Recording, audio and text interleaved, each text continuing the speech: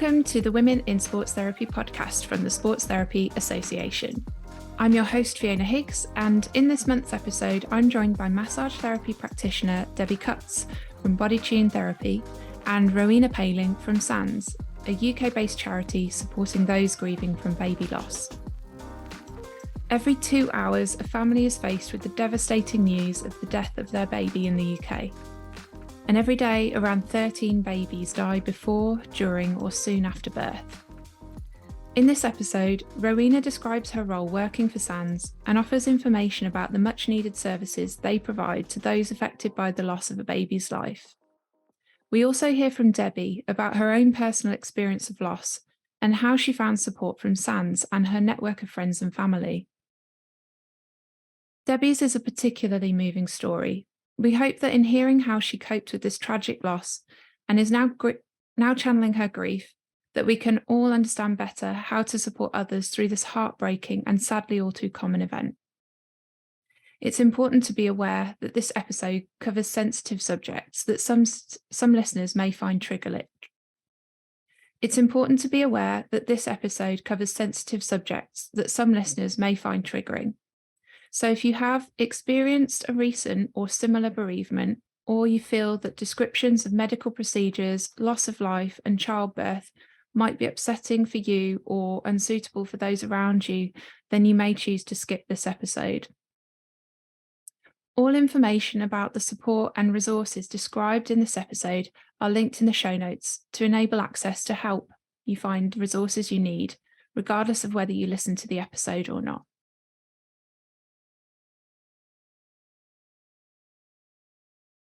So we're joined here by Rowena Pailing and Debbie Cutts today. And Rowena works at SANS and she's going to be disappearing shortly. So we're going to start with Rowena, not to leave Debbie out, but we'll circle back to you in a minute, Debbie, to introduce you to our listeners.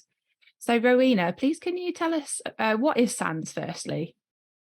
Yeah, of course. So SANS is a charity and we work to support anybody who is affected by pregnancy loss or baby loss. So we support bereaved parents, but we also support other family members, siblings, grandparents. We support friends and colleagues of people who are bereaved. And we also support professionals who may be affected through their work if they encounter baby loss or pregnancy loss as well. We've got lots of different support platforms, which I'm sure we'll talk about in a little bit. And the reason why I've got to disappear is because actually I'm responsible for those support platforms this morning.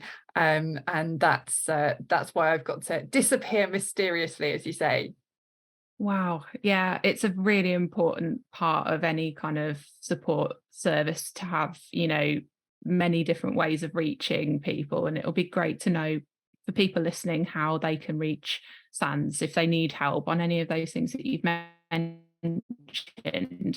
And in terms of your role at SANS, so you mentioned that you're part of that, managing or in charge of that. What is your role there? How do you work there? Yeah, so I'm head of bereavement support services. So I essentially oversee all of the central support which we offer to people who are affected by pregnancy loss and baby loss. That includes a free telephone helpline, which is open Monday to Friday, daytimes and evenings as well. It includes all kinds of different online support platforms, which are growing increasingly. And I think many people find those a really useful and helpful way to get in touch and seek support. And it also means that we supply, mainly free of charge, a whole variety of different resources for people who are affected, both parents and other family members and friends, but also healthcare professionals. So we provide advice and written booklets that can help people think about everything from how to prepare for a funeral to how to return to work, to dealing with some of the sort of emotional processes that they might be going through. But we also provide other sort of non-written things that can help to support, particularly around making memories, which can be really important if somebody has lost a baby. So we supply, again, free of charge, memory boxes, birth certificates for those who haven't been able to access them elsewhere. So there's a whole range of different things that we provide and that I oversee in my role at SANS. Wow, it just sounds so comprehensive, like, and from somebody, you know, who doesn't have any knowledge of this area, really, I feel quite naive and green to all of this. You know, you're mentioning things like birth certificate, and I'm thinking, like, I'd never even think that that would be an issue. Perhaps it would be really useful to kind of understand a bit better what, when we talk about, you know, the types of people that you help, you know, some of the experiences are going to be quite different from each other, maybe. And you know, I think when I have heard of SANS, I've kind of had a knowledge of, like, maybe, or an awareness of what you guys do, but maybe not the detail in terms of, like, what kinds of situations you help with, if that makes sense. Like, I know that stillbirth can be one, Mhm. or loss of a baby through childbirth, but I'd never even thought about the complexities of, like, and the nuance of a birth certificate, and that, just the significance of that, I suppose, to people. Mhm. Um, so in terms of the support that you provide, you've talked about the different platforms and the different levels. Is there anything that kind of relates to the field of, I mean, we as listeners are probably very interested in, you know, health and well-being, and Mhm. fitness or exercise as modalities of treatment for things. How can that fit into support for people who have gone through this type of experience?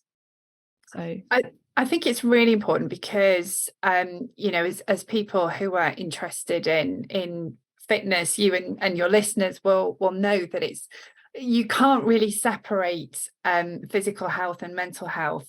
They're so important for each other. And when somebody goes through pregnancy loss or baby loss, it has a massive, or it has the potential to have a massive impact on mental health. It's a really, really difficult time. And so anything that that can be done to support parents in their physical well-being will also help support their mental well-being and their mental health. That's really, really important. And some of the things that we often say to parents themselves are about being kind to themselves. You know, it's there are enough difficult emotions out there when somebody's lost a baby, you know, all sorts of different feelings, from sadness to guilt, even when they shouldn't feel any guilt, to, you know, sort of real, you know, really, really challenging feelings. So if you set yourself unrealistic goals that you're going to be, you know, running about and doing all kinds of high impact sports within a week of experiencing baby loss, then, you know, you're just going to add to that sense of difficulty, really. So it's important to make those tiny steps and to set realistic goals for yourself, and not to worry actually if those goals are not achieved. Sometimes it's as much as people can do, really, to get out of bed, but if they manage to get out of bed, then, you know, that's a goal and that's a good achievement. But I would say that we found increasingly in the support that we offer that there are different kinds of support which help and work for different people, depending on what they've been through, and depending on where they're at, really. So for some people, they really want that you know, kind of traditional talking, listening kind of therapy. For other people, actually, they don't necessarily want that. So they either want those goals or those challenges. And I think you're going to hear a little bit more about a marathon a bit later on with Debbie. But for other people, having a community, a group of people who are who share that experience of baby loss, but who are meeting around some kind of activity, often a fitness activity, can be equally supportive for them. So in SANS, for example, we've got across the whole country, we have football teams which bereaved fathers can participate in, and they find that often, I think, a really useful way of obviously enjoying sport together, but also being with people who have had a similar experience, and it's a safe place to talk about that as well as to play football. But we have increasingly as well lots of groups that will meet together to go for a walk, and again it's a physical activity which supports mental health and well-being, but also is done in that community with other people who have a shared understanding and a shared desire to support each other, really. Wow. Yeah, there's definitely a lot to be gained from that group exercise experience. And I think, you know, I've come from a background where I've worked a little bit in this area in terms of research, and there's such good evidence to support group exercise. Um, Even in cases, where people are finding it hard to commit to, just having the option to go along, and knowing that the group is there and there's that opportunity. But um, it kind of just like a thought came up while we were talking about this, and you mentioned the male kind of like just being able to kind of engage with parents who are male perhaps, and that mental health kind of element. We've seen a lot of coverage in the press, and it's quite a strong theme at the moment, men's mental health, rising kind of need to address that. And it's great to see that there's a service that could support somebody in this instance who's had this experience, but also to get people talking. Generally, I think that's an area that I'd like to explore on this podcast more. So I'd not thought of it from that perspective as well. Like that's quite a difficult information to share with somebody. Maybe it's very private disclosure, and the opportunity to share that in a group environment, very powerful. So in terms of what a sports therapist or any related kind of practitioner could offer to their clients or patients, how might they go about that? What do you think is a good way for us to help? Yeah, so I think there are two different things. There's what you can do to help as a sports therapist or practitioner, but there's fundamentally there's what you can do to help just as a human being. And I think for the majority of people, who haven't had any kind of experience of pregnancy loss or baby loss, that's where they're starting from. How do I help just as a human being? How do I interact with someone who's been through this experience? What I would say first and foremost is don't be afraid of getting it wrong. For so many bereaved parents, the stories that they tell are of being in situations where people have been so scared to say anything that they haven't said anything, and they felt, more lonely and more isolated as a result. So actually just to be able to be open and to ask somebody how they are feeling, to say I'm sorry to hear what's happened to you, to say if you want to, I'm sure I'm going to get the words wrong here, but I wanted to say something even if it's the wrong thing, just to acknowledge what has happened and to put it out there, I think is really important as a human being, for that human interaction, and that will help people feel supported rather than more isolated. But I think also in interactions, it's really important to take a lead from the person who is themselves bereaved, because everybody who's bereaved will react and relate to it in a different way. Grief is something which is entirely unique, and one person's story and another person's story might be very different from each other. So, as long as you take a lead from them, you can hear from them whether they want to talk about their baby or whether they don't. And either of those is fine. But I think as well, being comfortable with silence, being comfortable with the possibility that somebody might be emotional, that they might cry, and don't sort of get all embarrassed about that. Just it sounds a cliche really, but just being there, giving somebody the space and allowing them to know that you are there to be supportive in that professional way as a human being, I think is most important. And if you've got friends who have experienced baby loss or pregnancy loss, there are other things that you might want to do on a more personal level in terms of offering practical support. And it's always really good, I would say, when offering support, to be quite specific about it, because we can say very easily, oh, if there's anything I can do, let me know. But if you say, if there's anything I can do, let me know, then you kind of put the onus on the person who's bereaved to think of something, and they probably won't, and they might not, feel that they can really ask for support. Whereas if you say to them, look, I know you've got other children, would you like me to look after them for a couple of hours so that you can have a rest? Or would you like me to cook a meal? Or would you like to go out for a walk? Would you like to go out for, to a cafe or for a run or whatever? That, that really practical stuff is really helpful when talking with friends. But I think particularly if you're thinking about the world of fitness, then obviously another important aspect to consider is actually the physical changes through pregnancy, and that when somebody has experienced pregnancy loss or baby loss, obviously they have been through that process of pregnancy, which makes changes to the body. And so the kind of physical activities that they're doing as a result of that they're doing subsequently need to be tailored to make sure that they are appropriate for somebody's physical state and physical well-being.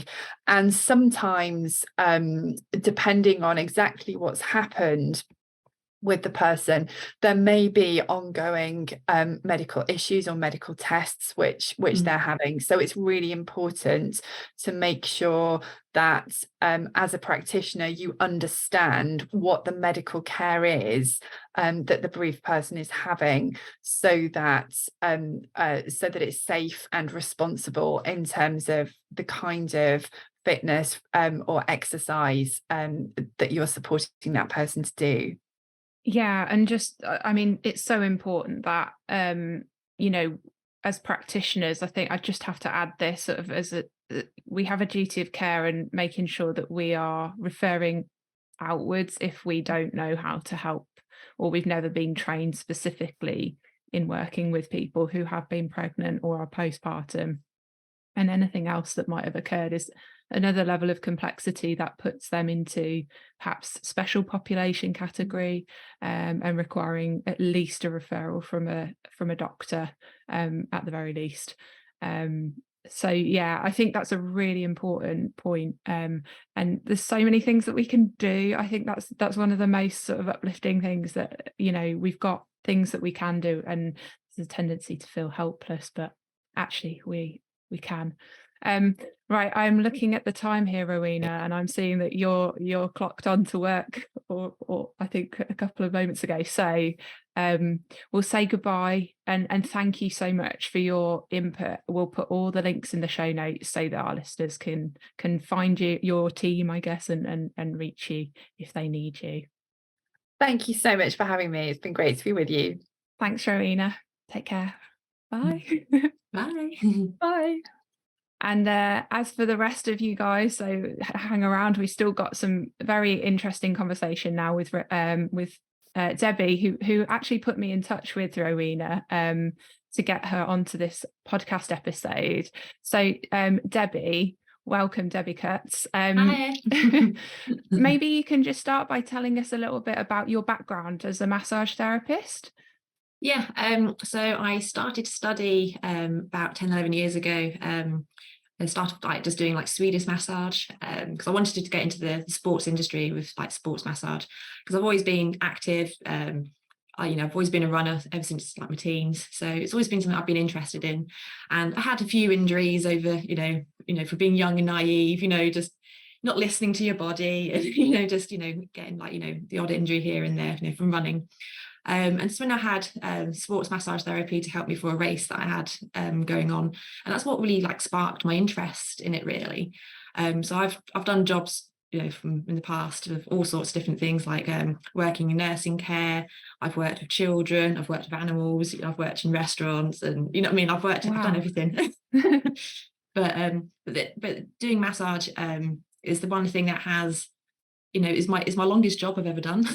So Wow. I'm more passionate about it, and so I'm really, I do love my job, so I'm quite lucky that it doesn't feel like work because I don't mind going to work, so it's not a chore. So I'm quite lucky in that respect. If we need to use you as a reference, like refer people to you, what's your business name? What's your geographical location? Perhaps our listeners might. So I'm based in Macclesfield in Cheshire. So I'm about 40 minutes away from Manchester. So if that makes if that helps people with their geography, mine's useless. Oh. And my business is called Body Tune Therapy. Right. So that's it. And I'm a home-based business. I'm actually in my therapy room now. So wow, I did wonder, you've got gold. Is that fish behind you there? Yeah. I've got a fish tank. Yeah, I've got a fish tank in my therapy room. I love fish. I find them very calming. And in between my clients, if I got a little gap, I often sit on the stool what I'm sat on now. And I just watch my fish, and I've got baby fish as well, so I'm breeding them as well. So wow, that's so cool. I never think to put a fish tank in a therapy room, but why not? I mean, it's so calming. Like all my clients love it. That because I've massaged people with autism as well, and because I've got my lights in here, I can change the colors and everything to them. So, and I've got one autistic lad that comes to me once a month, bless him, and I always ask him, what color would you like the lights today? Is it always the same, or no? He does change them, change around, but it's normally around the same spectrum, of colors. So, but it's so it's just quite nice, and it just helps him. He's still, he works, he's got a good job and things, but it just helps to manage, his mental health as well. So, and because he gets quite overstimulated. He's had quite a busy few weeks at work. It's just his way of calm, as a calm down. So he has he's tried all my massages that I do, because I do a big array of them. So yeah, he's tried them all now, I think. Well, I'm taking notes, next time I do my podcast, there might be a fish tank and some, changing lighting going on. It's quite handy with when your other half is works in IT, so he's the one that set me up on here today. So that is very handy. That is. So I could have done with that this morning when I was trying to set up my podcasting station. But yes. Oh, lovely. Wow. Getting lots of inspiration and inspo board for therapy rooms. I work in the bottom of my garden, the garage conversion, so it's quite handy. Oh yeah, that's nice. Isolation as well, so I can close the door on it at the end of the day, so it's all good. I'm not sure I'd get much work done, actually. I'd probably just end up doing all of my other kind of to-do list things in a space that's that quiet, Oh no, I do. I escape in here a lot. Yeah. It's an escape room. No, it's my little spot. I call it. I quite like it in here. Nice. Wow, I'm very envious.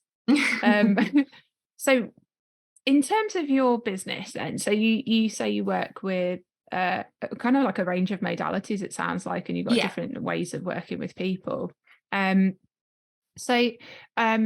What kind of led to, you talked about running and things like that, but we got in touch through Facebook, through a communication. And it was, I won't go into detail for the listeners right now, but some of our listeners might know that we've had some topical discussion in the area that we're talking about today. I just wondered if you might be able to share with us your reason for reaching out to me, or what you felt like your experience relating to the kind of SANS charity might have been, if that's okay. So 4 years ago, sadly, I lost my second child. She was born at 21 weeks gestation, so just over the halfway point. So at that point, you already told everybody, yay, baby Webster's coming, due in August, and everyone was like, oh, it's amazing, congratulations. We were super excited. And it wasn't a planned pregnancy. It was she came sooner than expected. We fell pregnant on the pill. These things sometimes happen. It's one of those. And at first we were like, oh, okay, we're not quite ready for this, but we find a way, because you do, you just find a way. So once we got over the initial shock, then we got excited, and then we had the the 12-week scan, and everything was, absolutely fine at that point, and started to relax. I was very anxious because I had a hip injury at the time I fell pregnant, and I was due to go in for surgery for my hip. But when I fell pregnant, they said, well, we can't operate while you're pregnant. So I had to have lots of physio to keep me going through the pregnancy, because I was struggling a bit, with that. And so that's why I was a bit anxious, and I kept thinking all the way through my pregnancy. I was like, I felt something was wrong, but I couldn't put my finger on it. I kept thinking, maybe it's because I'm just anxious because of how I'm going to be, because of my hip. How is that going to impact me?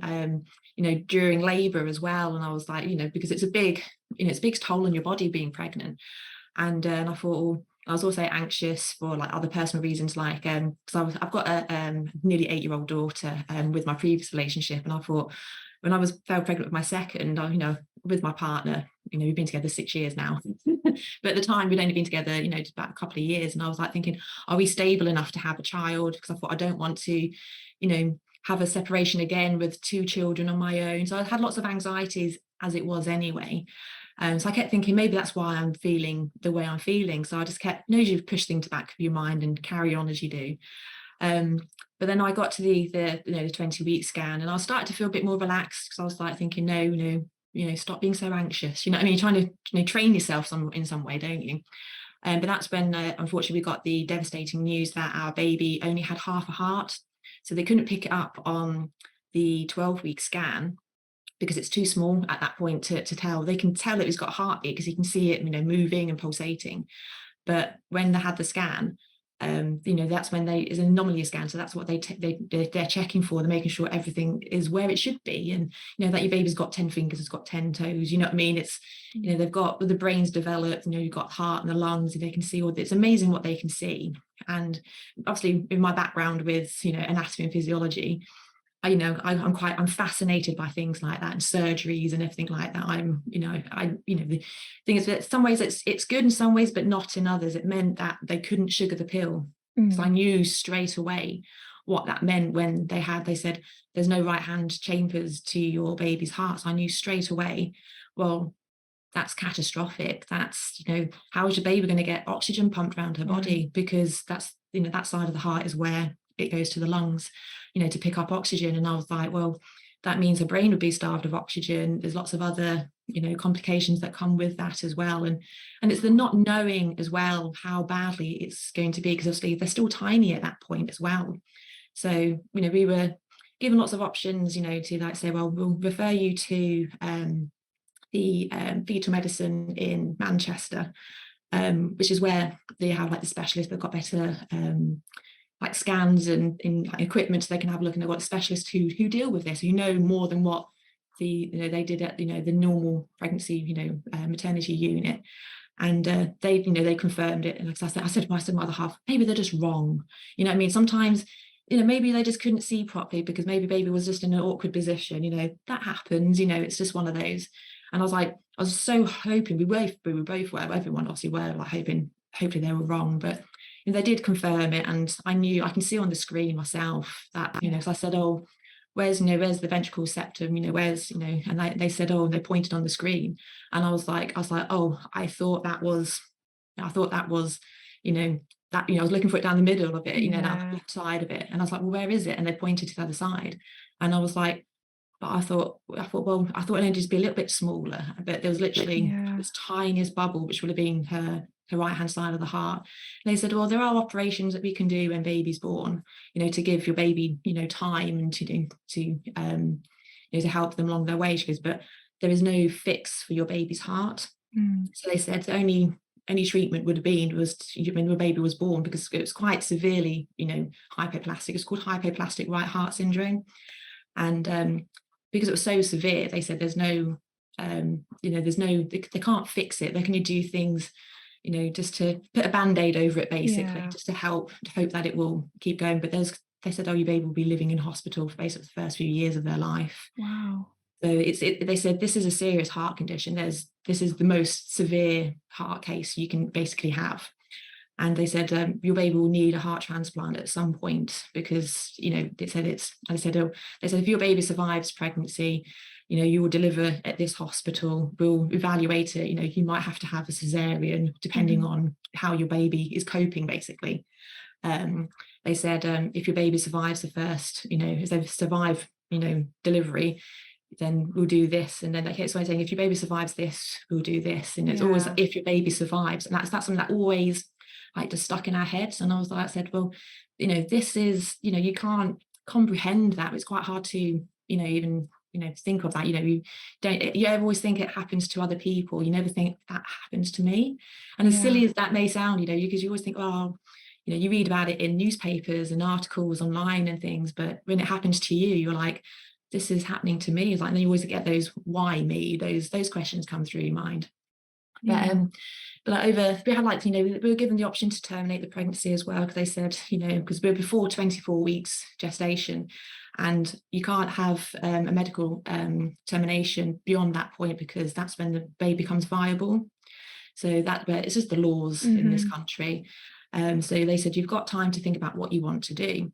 And I said to my other half, how do you make that decision? Because it's, because at that point we had a bump, everybody knew that we were pregnant, we're having a baby. And I was just like, and I said, I don't know what's the right thing to do. I was like, you don't want your child to suffer, but you don't want to end their life either. So it was the most hardest thing ever to have to make that decision.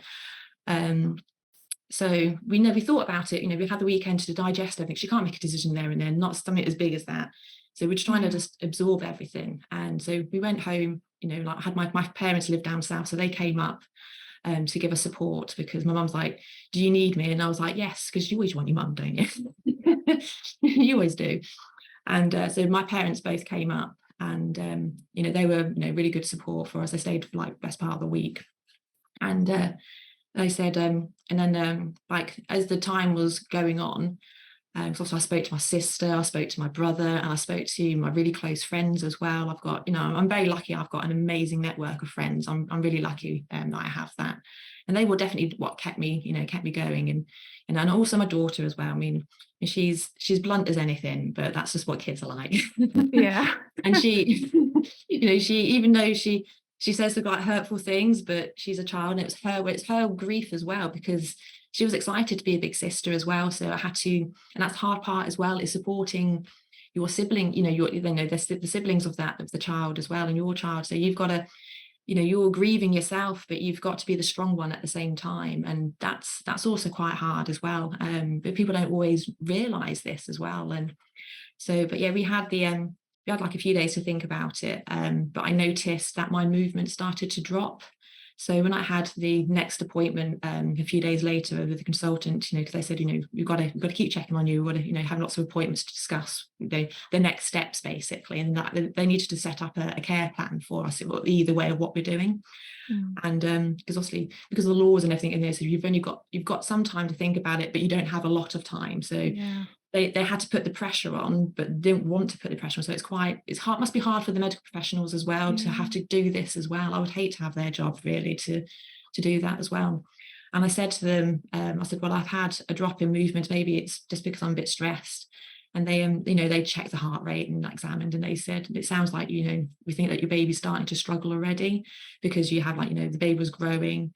And they said many women who find out that their baby has got a severe defect, not just for the heart, it's just anything that's life limiting, that is, it's very, it's fatal most of the time. So there are people that have got the same heart condition. People probably say, I know so and so's got this heart condition, and they lived into their 50s.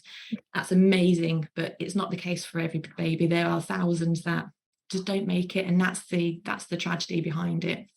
And they said that most women who find out their baby is severely poorly, you basically have a natural miscarriage anyway, like your body kind of almost rejects the pregnancy, or without your control, it's beyond your control. And that sometimes does happen within a couple of weeks of you finding out. So when you think about it, we are mammals, like other, you think about it in the wild, how other animals, I can't remember which one it was, a particular one, but they often abort their own pregnancies if they're in danger, don't they, and things like that. So it's a very powerful thing, really, and we don't, I didn't realize this until this happened. So we found out that she was, slowly slipping away. She wasn't, her heart was just struggling, even with the placenta as her life support. We just knew within ourselves. And I said, we aren't making this decision. We said that she made it for us, because it's like her way of saying, yeah, I'm not going to make it. That's how we looked at it anyway. So that's how we said. So we then decided to be induced, and then we delivered her a few days later. So she was born at 21 weeks.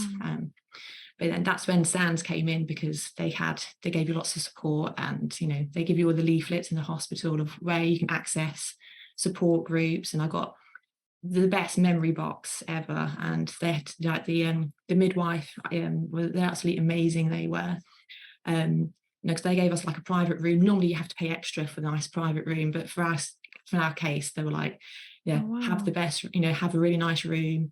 And they booked us in, to be induced, and the staff were fantastic at Macclesfield Hospital. I can't fault them. They were so supportive. And even though I had like a changeover of shifts with the midwife, and I wanted my original one to stay, just because it's just a continuum of care. But both of them, even though the lady who came after, I can't remember her name, it's all a bit of a blur at that point in my life.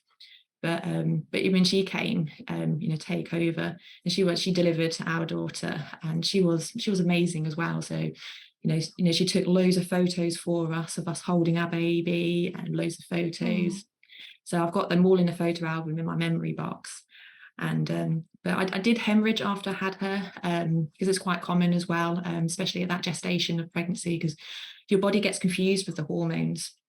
So because at that gestation, your body knows, well, you've still got another 19 weeks of pregnancy, right, approximately. So, you shouldn't be delivering just yet. So then my body was like holding on to the placenta, but because it knows I have just delivered, it's like, but you need to get rid of the placenta. So in the end, it got retained in my uterus. So I had to have it surgically removed, because it just started breaking down. Then I bled out very quickly. So I was rushed down to theatre, and they had to basically save my life in that respect. So it was a bit traumatic as well. So I had to deal with that, because I lost consciousness, because I lost about 1.5 litres of blood in a very short space of time. I think it was the rapid speed that I lost it at was the more concern, because I was on blood thinners, because I'm high risk of preeclampsia. So that's another aspect into it. So I, obviously being on blood thinners doesn't help when you hemorrhage, because you just bleed out a lot quicker.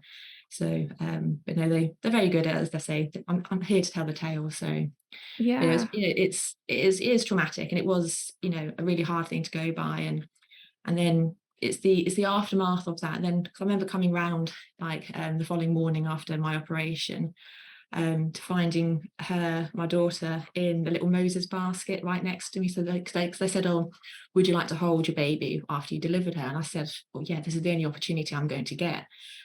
So we spent the whole day with her, cuddling her and like taking loads of photos. And I've got them backed up on so many different platforms. It's unreal. Just because I was like, I don't want to ever lose them. So obviously the most precious things that we've got. And then we did send her off to have a post-mortem to find out exactly what happened to her, why did and also the likelihood of it happening again, because partly we said we do want to have a family together, but we wanted to know, is this going to happen again? Do we have something genetic that's that we need to address? Because you just don't know, and we don't want to have to go through that again if we can avoid it. So we had tested for that, and also it gives you some closure as well to work out, to find out exactly what happened. And there isn't anything that I done, it's not genetic. It's not, I didn't do anything, wrong, so to speak. They said, unfortunately, it was just bad luck. And it's just that sometimes in some ways harder, because at least then if you say it's because I drank too much wine, I can say, I won't drink wine. You can, and then you'll be okay. But when it's that, you just don't know. So there's always going to be that, being anxious about trying again.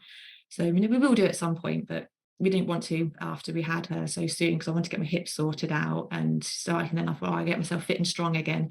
And then pandemic did hit, and I was like, I don't want to, be pregnant during the pandemic. So we just waited. So we said that we'll try again probably next year or two. So Wow.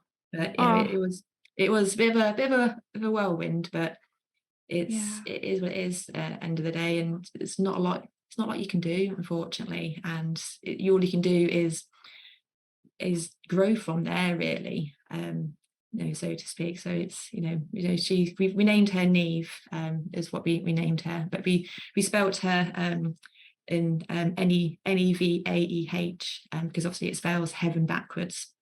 So that's why some people some people pronounce it as Nevaeh, but we pronounce it as Neve, just as a short abbreviated version, also for my daughter, so she could actually say our daughter's name. Because she was quite young at that point. So but yeah, so we called her Neve, and then she's got Patricia, which is my nana's middle name, because I lost my nana beforehand, and I was very close to my nana. So that's her story. But she had other birth defects as well, but in both her organs. So we knew she wasn't going to survive, even if she did make it full term. They said that the problems of her trachea and her esophagus, because they weren't connected properly. So her food pipe esophagus was connected to her lungs instead of her stomach. Oh wow. So, and her windpipe wasn't connected to anything, it was just flapping around basically inside her. So because they join together when in the womb, so they separate off, but that didn't quite happen. And also with the heart as well, there's things just got a bit confused, with hormones and genetics. That's what sometimes happens. So yeah, it's she had something called VACTAL association, is what her collective diagnosis was. So it's about the heart condition, her trachea and esophagus, and she had missing ribs as well, which is quite bizarre, really. Wow. But yeah, it's I never even heard of these conditions until we had our daughter. It's out of necessity, isn't it? Really, kind of like you learn about this sort of thing unless you're in the field of neonatal care. And well, that's it. It was a bit of a bit of a whirlwind for us. We had all of this new information, and me being me, I think it's my way of coping. I just researched everything. I said, for me to be able to come to terms, so to speak, with the loss of our baby, I had to understand fully exactly what it was that was wrong with her. And I learned a lot, about the harm. And I had a good understanding, obviously, from doing anatomy and physiology in this job. We do learn a lot about, your heart and everything. But I felt like I learned a lot more about it in much more depth, and it just gave me a lot more awareness in general about what people go through. Until you can never guess how it would be to feel that go through that. You can't imagine it until you've gone through it yourself. But you obviously wouldn't wish that on your worst enemy. It's not something I would ever want everyone to ever understand, because only people who have lost babies do understand truly what it means, and and how hard it is to overcome them. So, but yeah, I think it's that case of there's a tendency, I think it's natural human, almost like a protective mechanism, not to relate to certain experiences. Like you see somebody hurt themselves and we almost feel their pain for them, but in a situation where, especially something so specific to a woman can get pregnant, and therefore there's almost like I guess you can only relate so much, in that if you're not a woman, or you've never been pregnant, or you've never had that experience of losing a child, there's so many degrees of separation there that kind of distance us from the reality of the experience. And it's easier to kind of just not go there and try and imagine it, I suppose. But it's like, thank you so much for sharing that story, because there's so many layers to it, and things that you sometimes I get like going back and forth and going back to certain points. But because it's such a only in that sort of space of a week, there's so much that happened in a space of a week, and that's what's hard to process as well, because we didn't have time to absorb this information. We just got round to it took us a few weeks to get around to just being pregnant in the first place, because I was on the pill. So obviously it was a big big shock when I did find out. I was just like, oh wow, okay. So but then, you know, once you got used to that, and then coming around to, you know, actually, you know, your baby's gravely poorly, so that's another, you know, it's just a bit of a whirlwind is how I, you know, described it, because, you know, the world's still carrying on around you, but your world has seemed to just stopped, and you just go through the motions of life. But yeah, it's hard to, you know, to get your head around anything, and just to function as well. So and I still had to be a mum to my daughter as well, which was, you know, which was also quite hard. She was about 3 years old at the time, so you know, she's quite little, so it was quite hard explaining it to her as well. The level of like mental kind of engagement in that experience, it's just, I think, like just from, you know, living in the world, it's such a, life is so busy and there's so many things to take care of, and I think just taking care of ourselves is difficult, and to add that extra level of like responsibility that you're talking about, you know, like you mentioned how you sort of have that responsibility to other family members, your children, the grandparents, you know, your own parents, and that process as well. And there's that ongoing dialogue that has to kind of happen because it's healthy, but also that self-protective mechanism of just wanting to just maybe not deal with that or deal with other things, because it's just, there's so much going on.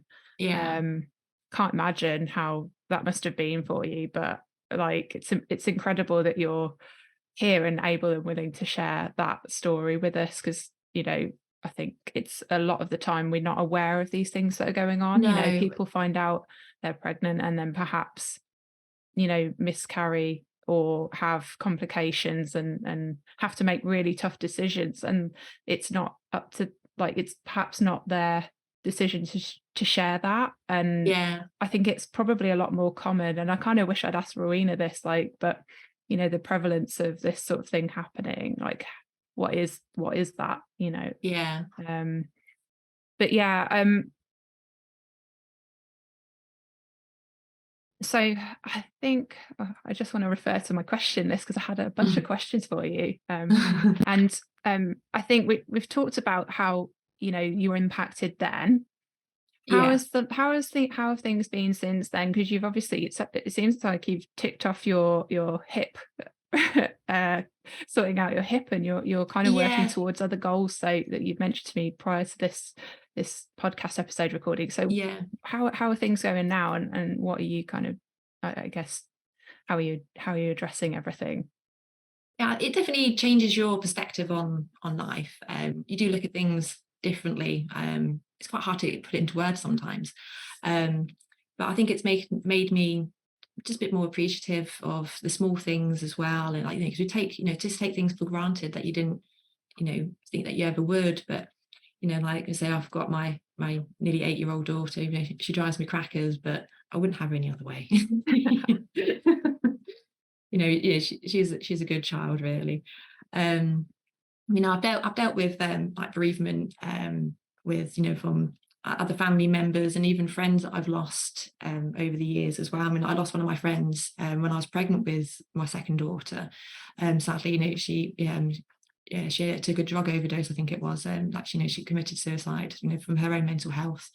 And that was really upsetting, you know, to get, because I remember going when I was pregnant, going to her funeral, and I found that really hard going. And then shortly after, I lost my child. So I had, you know, lots of bereavement, and I like lost my grandparents as well previously, and like my aunties as well. So I've had a lot of bereavement, but losing your child was just different kind of bereavement. So it does change your, you know, it's just your life experiences. I think it you know, it doesn't define who you are, but it does change, you know, change how you go through life a bit in a way, if that makes sense. So it does leave you feeling a bit empty at times, but you know, you find your way of getting through there. I mean, I did go back to work for, I think, about 2 or 3 months after I had Neve, because I went back to work in the therapy room, but I wasn't busy. I wasn't that focused on it. Like, you know, I wanted to, you know, build my client base up after having my daughter, because I stopped for a little while when I separated from my daughter's dad, and I restarted up, you know, and then that's when then I fell pregnant with Neve. So I was just a bit on the go slow, and I was just finding it hard to, to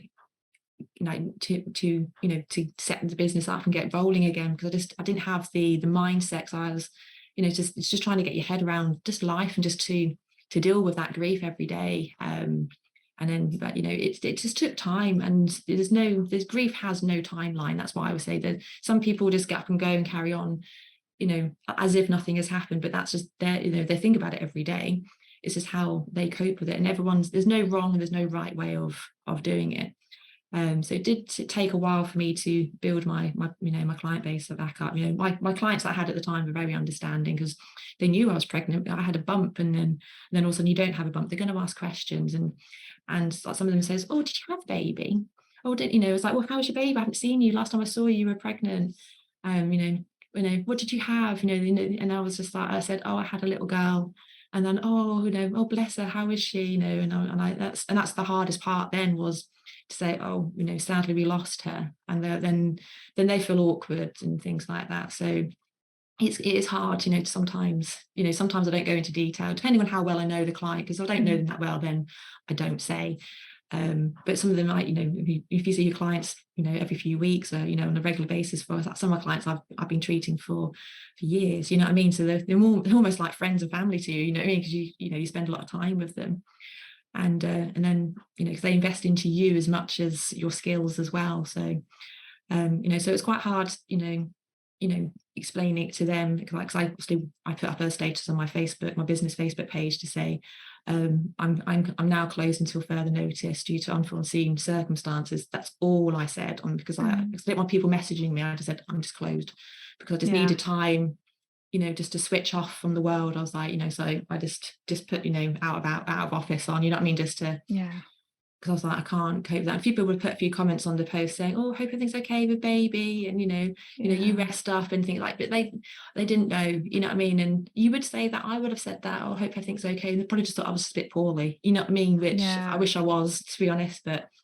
it is what it is. But then obviously I shared, like, on my personal Facebook to say, a few days later that, sadly, because a lot of people are saying, oh, how are you doing? Have you had your gender scan yet, and things like that? Because obviously you knew how close I was, to having the scan, and like, how do things go? Because I saw a friend of mine at the school, and I said, oh, I'm going off for our scan today, and they're like, oh, how exciting. And I was like, oh, yes. And then so she's messaged, oh, how did you get on? And then that's when I said, about what they found. And then she was just like, she's like, I don't even know what to say. And I was like, there isn't really anything you can. That's the hardest part of it, really. So yeah, it does impact you, obviously, day to day. I mean, it's been 4 years for us now, and it's easier for, as I say, easier, I can speak more openly about it now, because I think over the years you find your way of coping.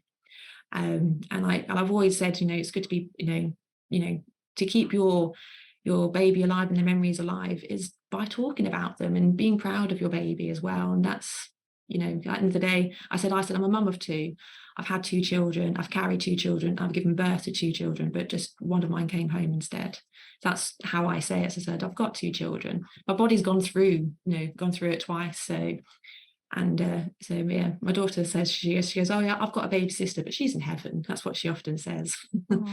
which is quite sweet, really, bless her. But that's just her. That's her way of coping with it too. So I mean, she asks me questions as she's got older. She asks me more questions sometimes that about her, saying, well, why didn't the doctors make her better, and things like that. So it's her way of processing it as well. So there's lots of, say, elements to to the journey, isn't there? So yeah, and she, having that exposure to something like that early on in life, so young for her, she's probably going to grow up with such a different perspective, a greater awareness maybe of this type of thing, or a sensitivity to it that perhaps others may not. It's and I think when you're talking about that, the conversations that you've had with people and how it sounds like everybody's been very supportive, and like even that intention, Rowena mentioned earlier, just saying something and like trying not to say something wrong is very difficult, but just saying something like I don't know what to say is more meaningful than not saying anything. And another thing I think is also really important to note, because I've got friends who've lost loved ones, and I think I've tried to send messages to people who've been grieving, and just realize, like, through doing that I might not get a response, like it's okay for them not to respond, but also like not to expect it, and you're putting a burden on them by expecting a response. So perhaps that process of just communicating, it has to be in one direction, maybe, like it's just don't be perturbed by worrying if they'll get back to you, because it's just they're busy busy processing. And well, that's it. And it is I had like lots of messages, sending their condolences, which was really nice, like like on the Facebook post, because in my own time I read them, and at the end I just said thanks ever so much for all your messages. I didn't speak to everyone individually because it would take me all day, because I had a lot of people sending their best wishes, which was really nice. And it did help, you felt like that you weren't, in the time that you felt the most alone, that you realize you're not alone, even though your grief, you feel very alone within that, with your partner as well. But it's nice to have known that you've got that comfort there should you need it. Like a very close friend of mine, Lucy, bless her, she before when I found out about her heart condition, I went out for a walk with her, because that's all I could muster up with my hip.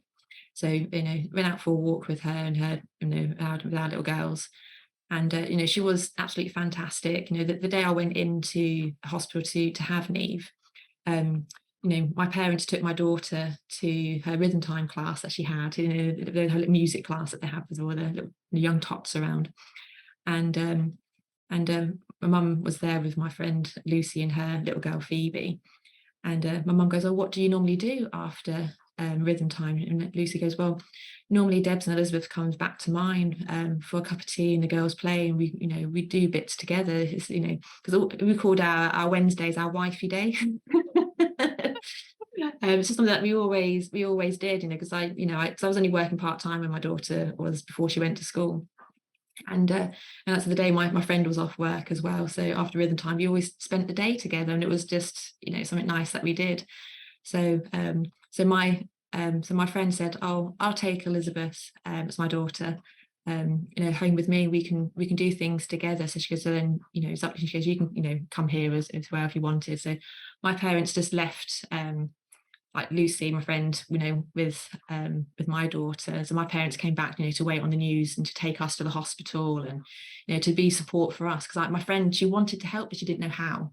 So that's her way of helping. She just took my child for the day, and she says, so that's when going back to what Rowena said about offering help of childcare and things like that.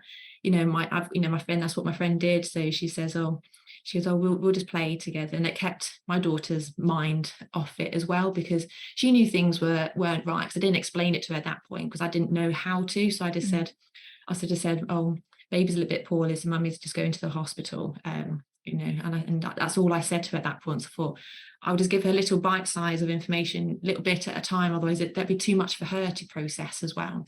So my friend was very good, and then she came round the day after I came out of hospital. Her and her husband came round, and they brought me like a nice necklace and things, like they had it engraved with her name and things on, so it's very precious to me. Wow. So she sounds like an amazing friend. Oh no, she is, yeah. And even like my friend who grew up with, who lives down south, Crystal, she sent me up a photo album of like pictures, because I sent loads of pictures to her of my daughter, and then she made I got a photo album printed of them and little memory things, and she sent me nice little gifts in the post as well, just to, even though she was like 150 miles away from me, she was very much so there, what I mean, as well. And we had long conversations on the phone to her saying, "What do I do?" And she, she was so supportive. Like, she didn't even say anything half the time. She just listened. And that's the best thing you can do, is just, there's nothing you can do. My friend goes, "If I could make it better, I would." She goes, "I would go through it for you if I could."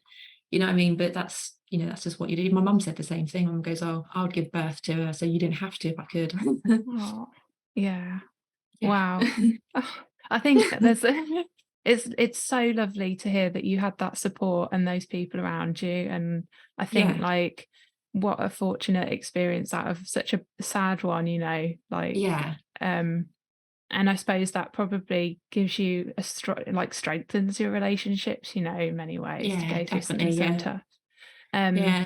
and there may be people who are listening. I don't know how many people are going to hear this, but like, you know, if you've gone through the same kind of experience or Yeah. loss, having, you know, a network is obviously really important, but perhaps, you know, for one reason or another, there might be people who don't have that.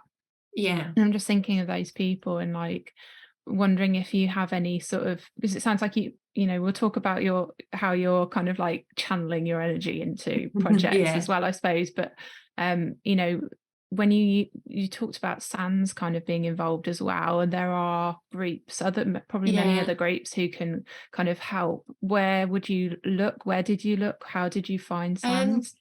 I found them like on like Facebook. There's lots of like support groups on like in different Facebook groups in general. And I found a few friends that way as well. There's one girl, she lives on the South Coast, so we haven't actually ever met in person, but we talk a lot through social media. And she lost her little girl shortly after I lost mine. And we kind of like helped each other through it because we're going through it pretty much at the same time, but her baby also had the same heart condition as mine did as well. Wow. And it's, considering it's an exceptionally rare heart condition, and find someone in the UK as well with the same one is, you know, it's just so unlikely, you know what I mean, you know, to happen, especially at the same time as well. Yeah. So she was a few weeks behind and things, so I was a bit further along. But yeah, so we're still in contact now, 4 years on, so we still check in on each other and just to make sure we're okay. And we kind of like helped each other because we knew we had like a safe space that we said like on like Facebook Messenger. We had a safe space where we can just say all our raw emotions to each other, but we knew that it didn't matter. It was no judgment passed, because you have all these, and every feeling you do have is valid. And it was nice, to be in these like support groups because it is, validating your feelings as well. And it's perfectly normal to go through those processes. You go through like the anger and everything as well. And then, sometimes you regret, did we do the right thing? You know what I mean? You always have those going through that, and it's just your way of, our way of processing it. So it's brilliant how SANS, they're always there to help. And you had all the leaflets, you had all the emergency phone numbers if you're in a crisis. That's what the helpline that Rowena's gone off on to do today. I was fortunate I didn't actually feel like I needed to do that, but it was nice knowing it was there. Even if you didn't use it, it's nice just to have that access should you feel that you are struggling. So it's like, even if you don't access it, it's a comfort knowing it's there in case you do, if nothing else. So I think I was just going to say, I think that's the case for a lot of charities. I've worked in a large national charity before, prior to going back into kind of like other work, but the income generated for charities is most of the time it all comes from donations, and there are government grants and things like that prop large charities up, and local grants. But I think it's easy to forget how important donations are, and during COVID, I think there was this sort of honeymoon period where income generation was still falling, unfortunately, for charities. But this sort of financial crisis that we're experiencing now, and hardships, like everybody's feeling it. But I know that the charity sector in particular do, and we sort of take for granted that these services are just going to be there. There's going to be a charity that will help me with this. But even just small donations, you really can make a huge difference if you just give a small amount. That's what I've said on my social media, because I'm doing the My Marathon My Way during April, for SANS, because April is the the month where I lost my daughter. She was born on the 3rd of April. So April was a very special month for me anyway, because of that's when she was born. It's her birthday. And when she was born, I did promise that I would run a marathon in her honour. I want to do it for a children's heart charity, because that's what potentially she died from. But because I broke my ankle a couple of years ago, unfortunately, it was a silly accident, but these things happen. So accident prone. Oh. I said that I will run a marathon in one go for her. But this charity, and I saw this come up on my newsfeed because I follow SANS for the fundraising that they do. When it says, my marathon, my way, and I was just like, and it was in the month that she was born, and I was like, well, I made her a promise I was going to run a marathon when the day she was born, and this is the month that is her birthday. So I just said, I have to do it. I said, I can't run a marathon just recovering still from the soft tissue damage from breaking my ankle. So it's much better, but it's still building on the strength behind it. So I said, well, I can't do it in one go, but I can do it in sections over the course of the month. And that's what I said on my Facebook status when I've shared lots of the posts, like sharing my journey with people so they understand what I've gone through and why SANS is brilliant for people like me, and because your friends see it directly. And I've had the fundraising page going for about a couple of weeks now, and so far I've raised, I haven't checked it this morning, but I checked it yesterday last, I had raised about £160 so far. So it's so it's quite it's brilliant. And I was like just £20 pays for one of those memory boxes. That's all it costs for one of those memory boxes, and in those boxes you get your baby gets your recognition of birth, because if they're born before 24 weeks, they're not classed as viable, so they don't get a birth certificate. Right. And even though we were saying earlier with Rowena, like the significance of a birth certificate, and it's documentary. It's just documentary that you did have a baby, you did have a child, and it's some people they've not gone through it, they may not realize how important that is to us, but it really is. And because obviously she wasn't viable, because she wasn't it was before 24 weeks, she wasn't able to have one, but that's what SANS, they give you one, they have that, it gets signed, and it's all it's just that recognition. And it just kind of I don't know, it's very comforting to have that. And they provide nice blanket for your baby that they're born, get wrapped in when they're born, a nice little outfit for them, a little hat. She had a tiny one, because she was so tiny when she was born. She only weighed 330 grams when she was born. Wow. So she's only the size of my hand when she was born, but she was perfectly formed. She had 10 fingers and 10 toes, and you can see all of her beautiful facial features. She looked just like my daughter did when she was born, but she was just tiny, you know what I mean? So she was just she's all there. She was just she just hadn't grown and got chubby legs that they get when they're older. But yeah, so she was, and it's nice that they give you all of that as well. And you get you get like trinkets in there, you get little balloons in there, so you can you set your wishes off to heaven, and you can do things like that for your child as well. And you get teddies, and it's just all, and you get photo albums, you get the hand and footprints as well. So they're extremely precious, they are. They, the midwife did that all for me, her handprints and everything, while I was in surgery having my operation done after I lost her. So, and it's so when I came round and I came home, most of the time people go home with a baby in a car seat carrier, but I had a memory box, and that's what I came, because I think they do that so you don't go home empty-handed as well. And because I feel like you have to carry something, because you go in to have your child and you come out without one, and that's the hardest thing, is walking out the hospital afterwards. That was really challenging, that was. But I had my partner, I had my parents with me, and my partner's parents as well, and there was just brilliant support as well. So from all, and the day we went in, we got messages from my partner's sister as well. So they're just sending their love, and if nothing else, it was just saying, you're just incredibly brave. And I was like, well, I don't know if it's brave, but you got to do it, because you have no choice in the matter. And that's the hard thing about it as well. So you're just forced into a situation that you didn't ask to be in, really. So but I think that's the one of the most unique things perhaps relating to pregnancy and being a parent, is that, you know, I mean, obviously there's the element of like, there is an element of choice. We're fortunate in this country to have choice, but when you are actually, you know, carrying a child, there are so many instances where there isn't really, it doesn't feel like a choice when you're put in a situation like you have.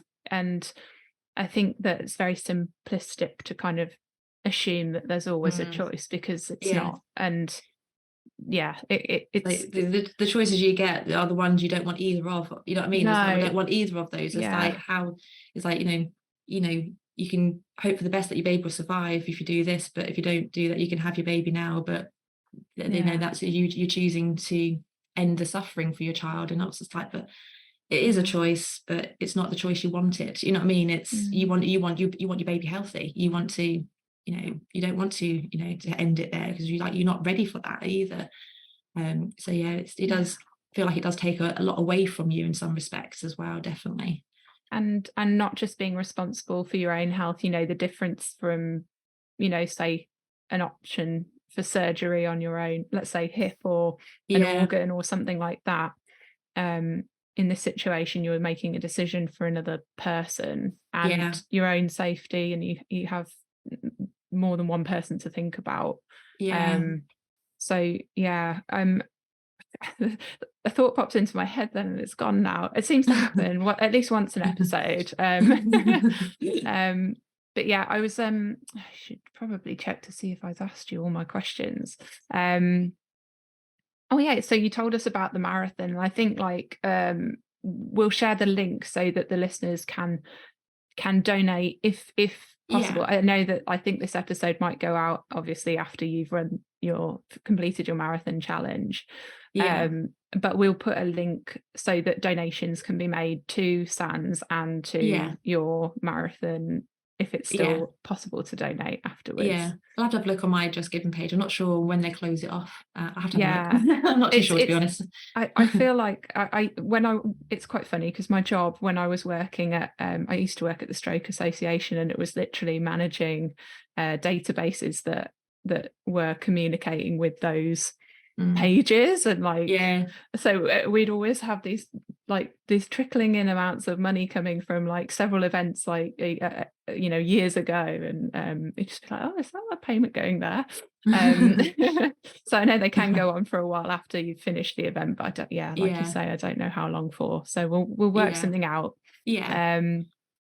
But also, yes, I think I know what that thought was that I had earlier, and it was, you mentioned your blood loss, you know, that you lost like 1.5 liters of blood, which is a huge amount of blood. I think, is it 7 pints we have or something? There's something, I can't remember how much it is, but I mean, 1.5 liters, it worked out. I think it was around about half my body's percentage, basically. I think it was around about 50-ish, give or take a bit of my you know, my body's blood, basically. And that's why I was drifting in and out of consciousness, because I remember feeling cold, but not like cold, like, you know, if you're just a bit chilly. It's like, it's the cold from within, you know what I mean? It was, I know I can describe it, it's the deathly cold. And I was like, I honestly thought I was going to die, because I was like, because I've never felt like that ever. And I was like, is this what death feels like? You know what I mean? That's honestly what I thought.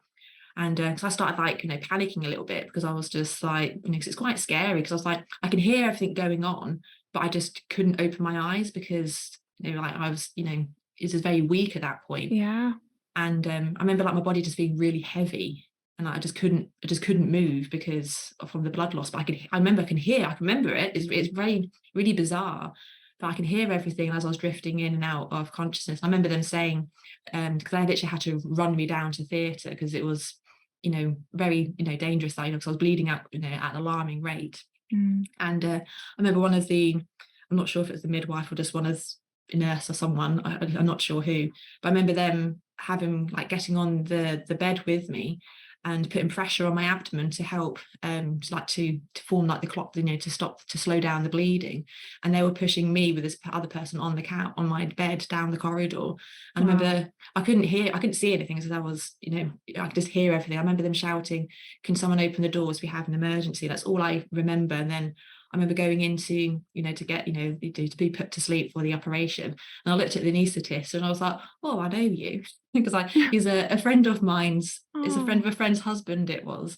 And I looked at her and I was like, I know you. Can't remember your name, but I know you. Wow. And then he did my anesthetic for me, and then I woke up the next day in my bed. But I always remember I managed to open my eyes just for a split second, looked at him, and I was like, oh, I know that. I felt that's quite comforting as well, because if I didn't know him very well, but I kind of did know him through, because I think we went to a children's birthday party. I think he was there. That's how I knew him. Wow. We live in a small town, so everyone knows everyone.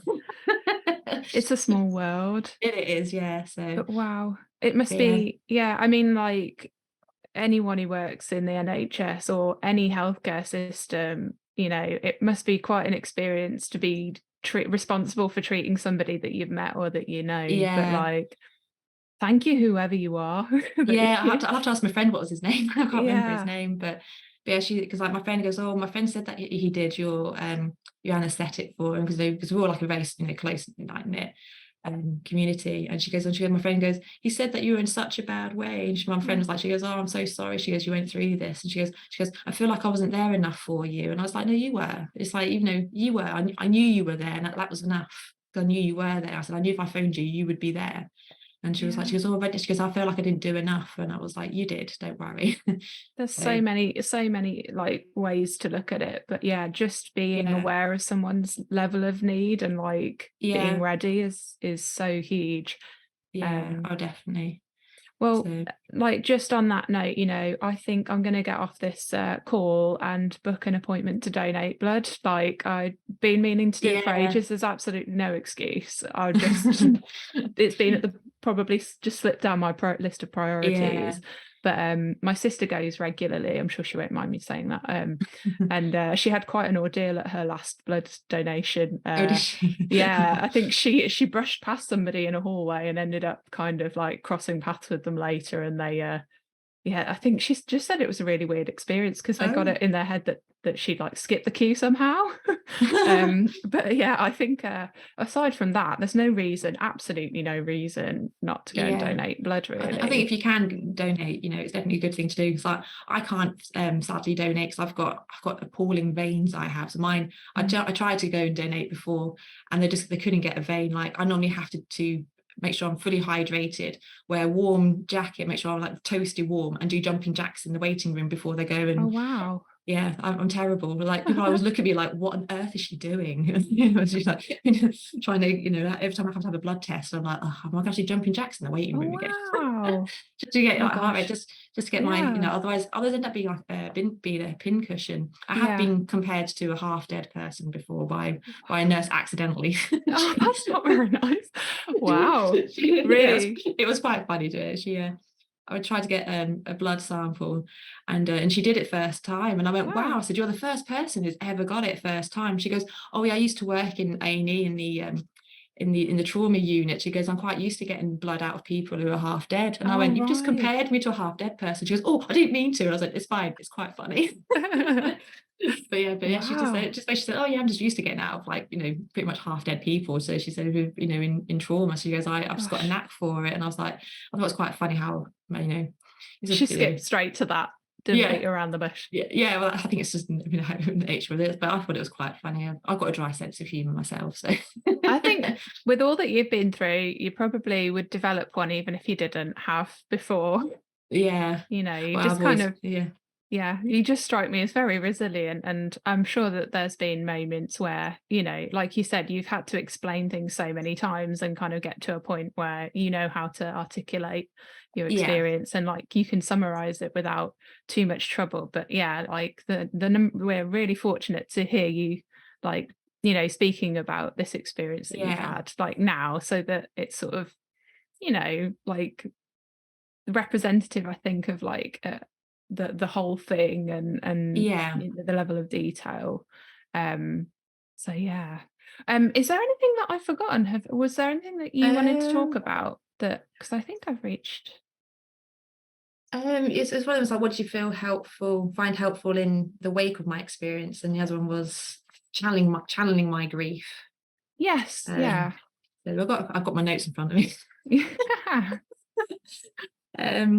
So like what I found helpful in the wake of my experience is just knowing that mine and my partner's family support, like everyone went, like all my close friends, everyone was there. That was what, I found that helped me, get through. So but I found like ways of like channeling my grief was after we had Neve, we did offer her body to medical research because it was such a rare heart disease that she had, and with all the other birth defects she had with her other organs, it was it was an incredibly rare case, and they said it was the most severe heart condition that they've seen in the UK.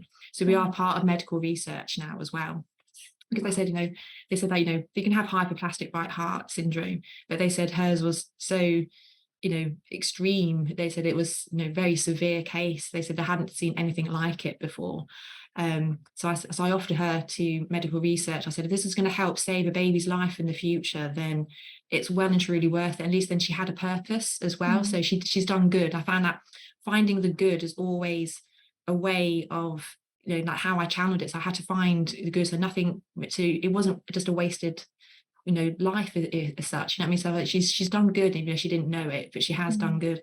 And they said they weren't doing any research at the time on that, but I gave them permission to take samples of her organs on slides and hold on record. So when they do research, they can pull that back out to help in the future. So she's got I gave them like permission to do that.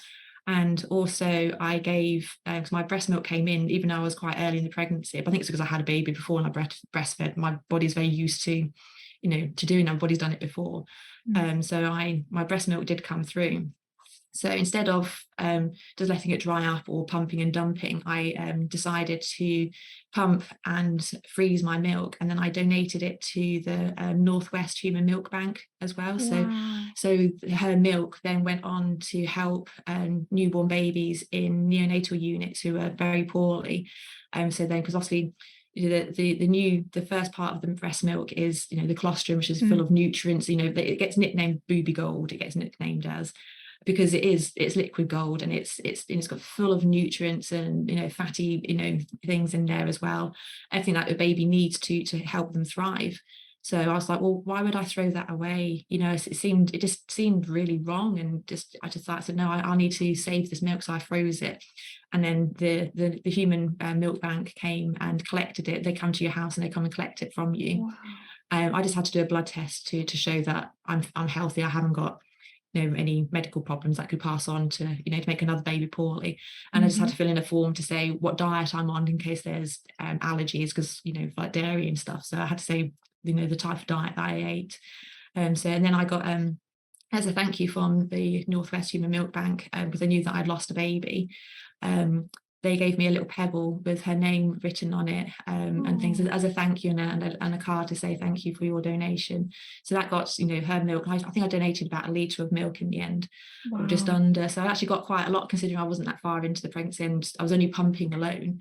And so that's gone off to help to feed other newborn babies. So I found if I did good things like that, I found it helped with my grief. I was like, well, she's done good, and I felt like by doing good again, it just made things, it's just my way of coping with it. Everyone has their own way of doing things, and some people said, well, I didn't do that, I couldn't do that, and I said that doesn't make, if people choose to decide not to do that, I don't want them thinking that they didn't do enough either, because it's there's no judgment on that side of things at all. It's just what I found helped me, and so that's why I think if you should try and do something, if you can channel it elsewhere.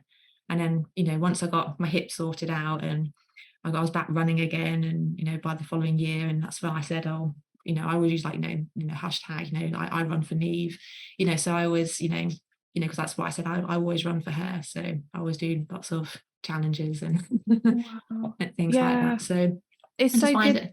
Like to get a sense of purpose for you and for Neve, that you both had some other, other responsibility, not responsibility, but like another purpose, like an additional purpose. Yeah, So it just special. kind of makes you feel more complete, and it's just your journey, and it's like everyone has a different journey, and there's no two stories the same. And even it doesn't matter what point of pregnancy you lose your child at, whether it's early on, halfway through like myself, or late on, or or shortly after your child is born.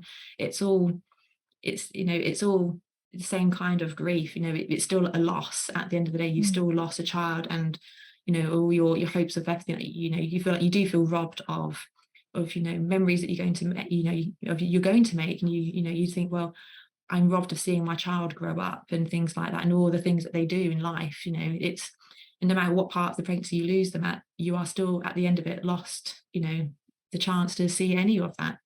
So that's why I say it doesn't matter what gestation age you lose your child at. It's all it's all the same, really. It's the same kind of grief in some ways. So yeah. So Is there anything that you think, I mean, you talked about your parents as well. I mean, like, I know it's perhaps deviating from the sports therapy scope of kind of the conversation, but like, was there anything, there may be people who are parents too, because I mean, this can happen at any age of it, somebody who's in the kind of like reproductive years. So yeah would you have any advice that perhaps you think they would give, or that you found helpful from your parents, like from it's just it's just my parents being there, just like I wanted to go in for a bath just to unwind, and I was it's just it just feels stress. And mum goes, well, why don't you have a go and have a bath? And I said, oh yeah. I said, but I need to clean the bath, because I like a bath, but I like a clean bath to get into. So my mum went upstairs and she cleaned my bathroom for me and then ran me a bath. That's what mums do. I mean, I always like, it's little things that you remember the most, and you and that kind of mean the most to you. And I said, I haven't cleaned the bath yet. So I said, it needs a good going over. So my mum tootled upstairs and she cleaned my bath for me and stopped running me a bath. And I was like, I say, you always need your mum. Yeah. It's the little things, and like you yeah can just ditch an idea based on like, oh, there's another barrier to getting there, so like I'm just not going to do it. And then if somebody just removes that barrier, it's so much easier. definitely, like Like cleaning rubbing a bath. Yeah, cleaning a bath. So And I guess that goes for like pretty much anyone, really. I mean, that could be applied to partners and anybody that's kind of like cohabiting or whatever. Was there anything specific in terms of partners, like advice that you might have that you found helpful? Like, it's like it's obviously it was really hard on their father as well, because like me and my partner, we've been together a couple of years by this point. We weren't living together yet. We've only just moved in together last year. After all this time, we thought maybe we should now. But yeah, he it was really hard for him as well, dealing because he had to go through the grief but support me, and it's really difficult because he goes, it was happening to us, and he goes, but I felt like it was happening to you more, because obviously we're the ones that had to physically go through it. And he says all he could do was to hold my hand, and he was fantastic support. And they say sometimes, like, if you go through a child loss as a couple, they say it can either make or break your relationship. So there's I've seen lots of cases where they have such loss, like bereavement, that they lose touch with each other as well. And so then they have an additional loss on top of that, because they've lost their child and they've lost their partner as well, through breakup. And that's just devastating. I'm the one of the lucky ones. I think it actually brought us closer together in some ways. We are complete opposites, but that's why we do get on well. But I think it did bring us closer together, definitely. So it's quite hard for for the men as well, and we've got to remember that as well. And I know he lent on his mum and his dad a lot for support, because after I gave birth to Neve, and I obviously went into hospital, into surgery afterwards, I know he went outside and phoned his mum straight away, because his mum told me, he goes, no, he phoned me straight away. And I was like, because he needed, like him, he's an adult, a male as well. And and he's a softie, really, bless him. And he also needed his mum, you know what I mean? And it's just what you do. And his parents were amazing support. I can't, there's brilliant people around, to be honest. Yeah. But yeah, so it is trying to support them through it as well. Like, men stereotypically bottle things up more, and I know my other half probably does a lot more than what I do. I've always said I'm an open book. So Yeah. It's that the classic stoicism. Some people are more stoic than others. Yes. But perhaps, like Rowena suggested, they've got the football kind of the football games or matches or training that Sans run for partners. Like, there must be other ways that I guess that you can channel your grief and energy, and it's just finding what's right for the individual. Yes. But yeah, it's great to hear that, like, he had some support, your partner had some support as well, and that it's strengthened your relationship. And he's got his friends, and he likes going cycling up in the forest nearby us. So it sounds lovely. It's not my cup of tea. It won't be something that I would do, but he likes to go mountain biking there, and he does that every week with his friend, and he always has done. And I know that he went on a few extra rides around that time as well. I think that's just his way of coping with it too. And we just kind of support it. Sometimes we didn't even speak, but we just knew what the other one was feeling, and we're just there.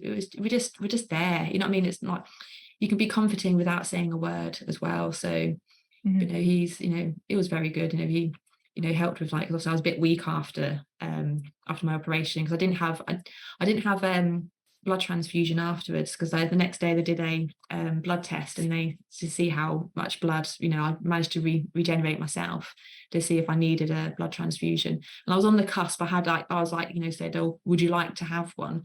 And I said, they said, "Well, you're just going to feel groggy if you don't, so you might want to have one." But I said, "Well," I'd rather have that blood for someone who desperately needs it. I said, "Give me a few days. If I'm still feeling poorly, then I'll come in for one." I said, "But I'll just keep drinking and resting, having a good diet. That will help, because you do replenish it yourself."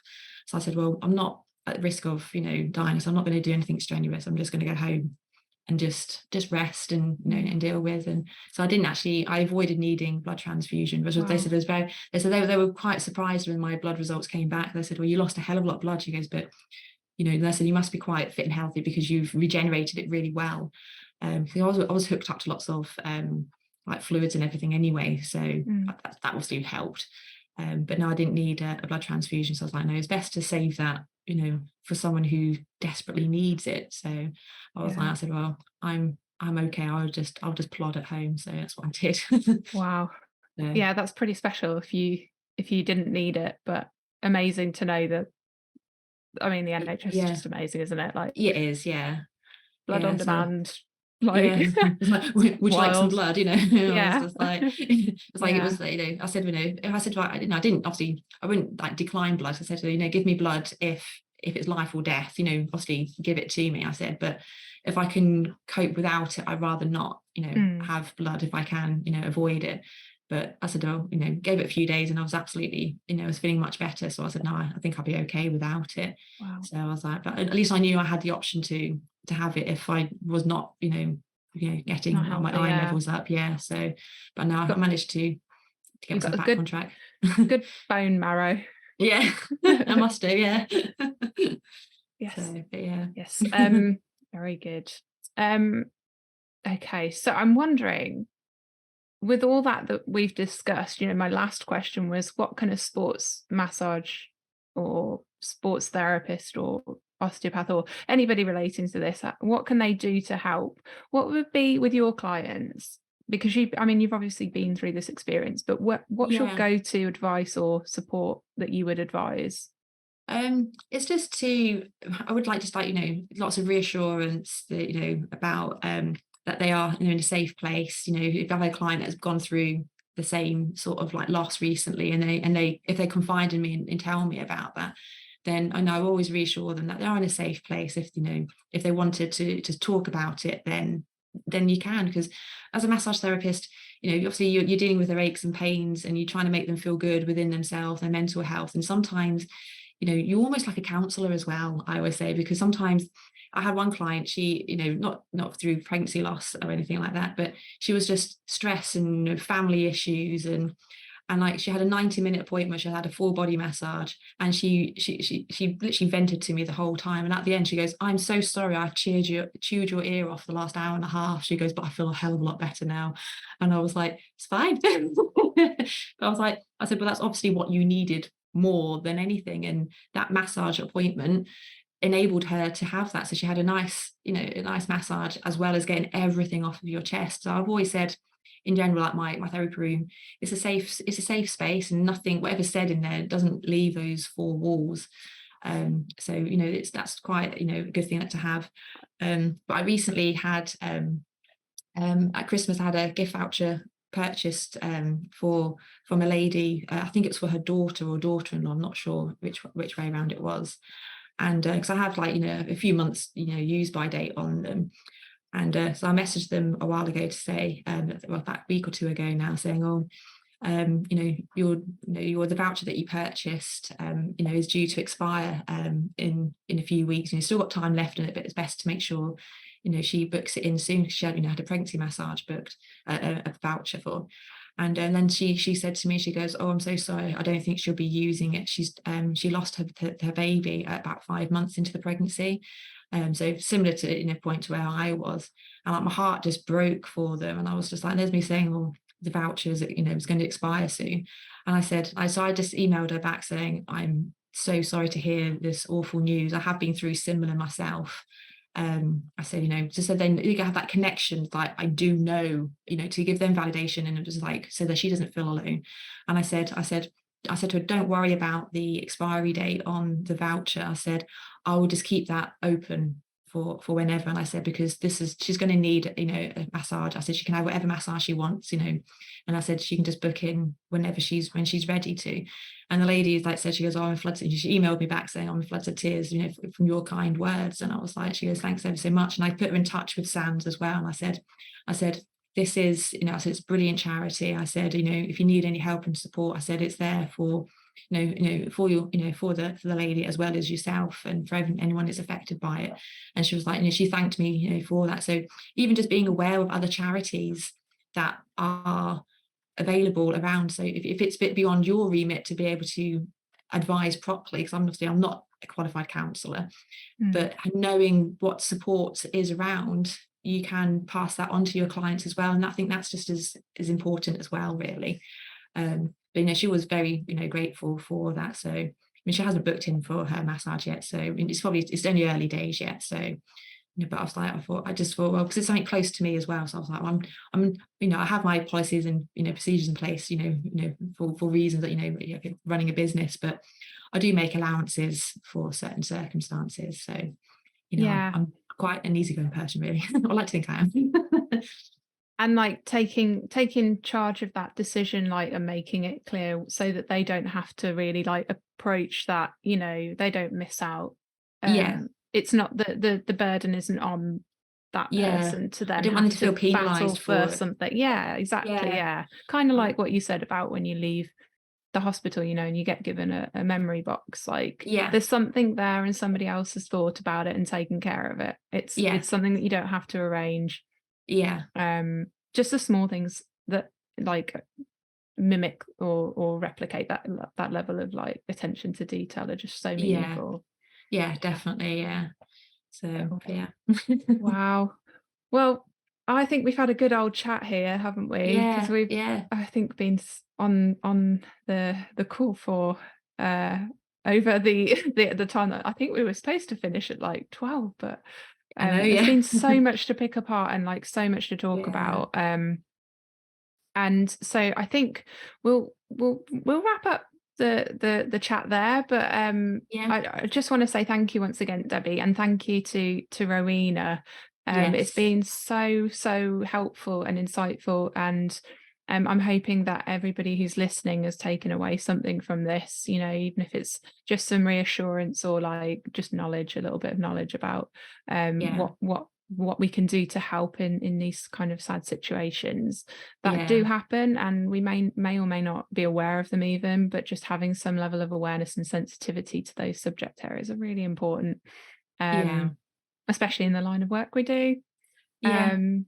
So I think let's wrap up there, but thank you again, Debbie, and I suppose we'll put some links in the show notes, so if anybody's looking for information, they'll be there. But just one last thing, where can people find out more about Body Tune therapy? Where can we find, have you got any website links or I've got it's just bodytunetherapy.com, nice and simple.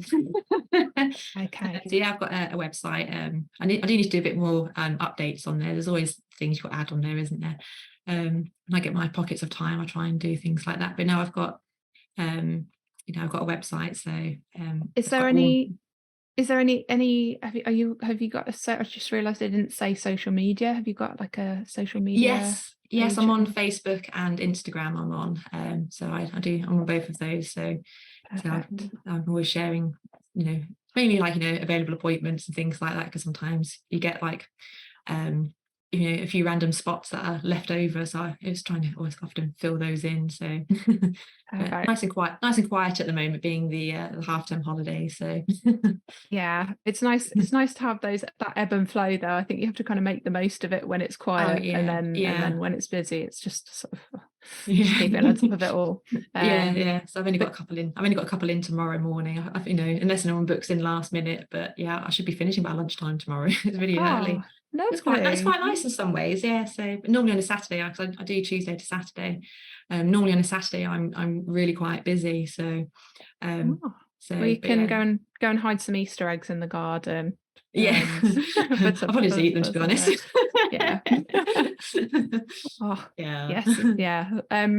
Well, I guess we'll wrap up and enjoy your Easter weekend, and catch up soon. All right. Thank you.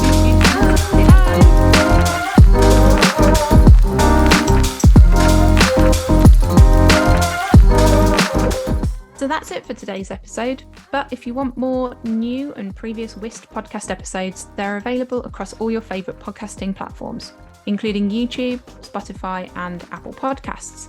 You can subscribe and be notified of new episodes when they're released, so check out our other episodes using the links in the show notes below.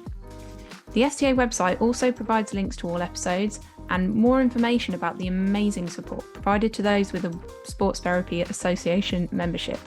So you can head over to thesta.co.uk to find out more. And if you'd like to get in contact with me, you can drop me an email at wist@thesta.co.uk. That's all from me for now. I'll catch you in the next episode.